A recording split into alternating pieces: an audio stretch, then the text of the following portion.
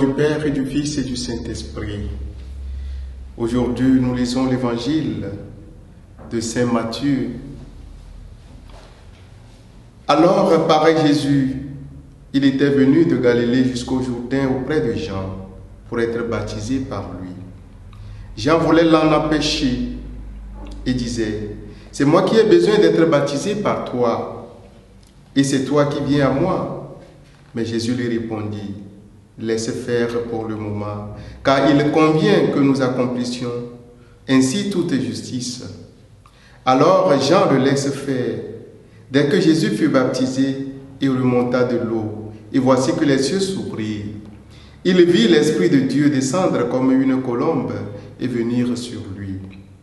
Et des cieux, une voix disait: « Celui-ci est mon Fils bien-aimé, en qui je trouve ma joie. » Acclamons la parole de Dieu, louange à toi, Seigneur Jésus.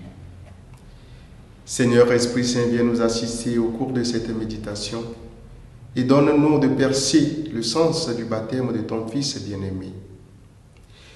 Bien-aimé dans le Seigneur, loué soit Jésus-Christ. L'an 15e de l'empire de Tibère, au moment où la Judée avait pour gouverneur Ponce Pilate et Hérode tétrarque de la Galilée, le précurseur de Jésus, c'est-à-dire Jean qui jusque-là avait cru au désert, s'habillant et se nourrissant pauvrement, paraît sur les rives de Jourdain, exhortant ses compatriotes à laver leur corps dans les eaux du fleuve et leur âme dans le repentir, car, dit-il, le royaume des cieux est proche. Jésus était alors de 30 ans. L'attente d'un si grand événement fit que les peuples accoururent en foule vers Jean.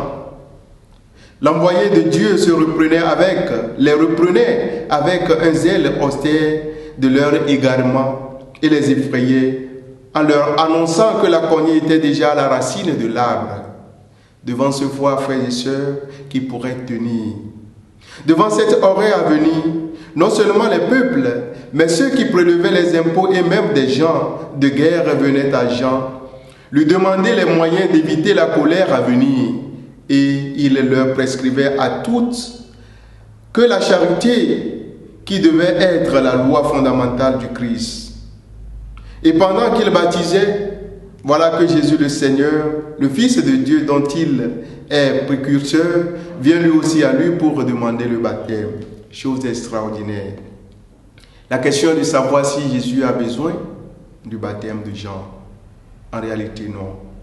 Et malgré que Jean, le fils d'Élisabeth, l'en empêchait, le Fils de Dieu, lui, ne voyant pas en cela une vaine déférence qu'il savait lui être due, entre dans la pensée de Jean et lui dit clairement: « Mais laissez pour le moment. » Cela est juste.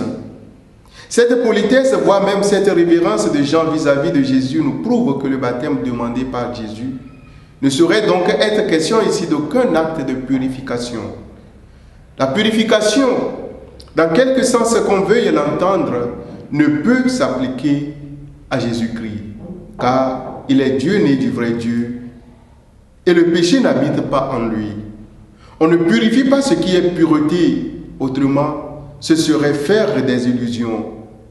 Cette vérité, il n'y a qu'un scepticisme aveugle qui puisse le contester. Le baptême de Jean reçu par Jésus, loin d'être question ici d'un acte de purification, n'est pas autre chose que l'inauguration du ministère du Fils de l'homme. En effet, frères et sœurs, parvenu par un développement spontané à la pleine conscience de sa mission divine, le Seigneur ne veut cependant entrer dans son œuvre que conformément aux lois de la théocratie. En se soumettant au baptême, il met le sceau à la prophétie dont il était l'objet et le but. En effet, frères et sœurs, c'est pour faire voir que le baptême de Jean était une préparation bonne et utile que le Seigneur a bien voulu le recevoir. Le baptême que Jésus venait de recevoir ne fut pas pour lui une cérémonie inutile et vidée de sens et de conséquences. C'était comme une profession de pénitence.